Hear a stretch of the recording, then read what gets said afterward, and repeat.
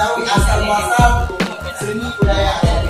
Kemudian di bawahnya ada bahasa daerah. Nah, bahasa daerah baru pembagian di masing-masing daerah. Menurut suku bahasa punya 1000 bahasa. Punya bahasa daerah, ayo dong. Jadi orang berdoanya nih. Gimana? Pembagian bahasa daerah. Nah, selanjutnya ada tarian adat. Tarian adat inilah yang pertama kali berkembang di Aceh ketika yang diperjuangkan oleh King Nyande dan Islam lainnya. Oke, yang pertama ada tari Sedati. Tahu tari Sedati? Sedati. Berasal dari arah lompat melompat.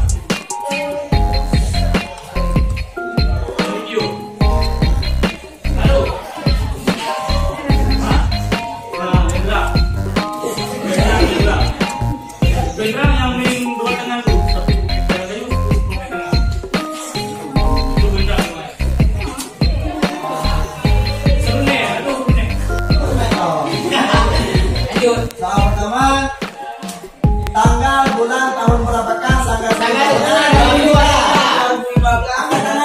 tanggal itu memang enggak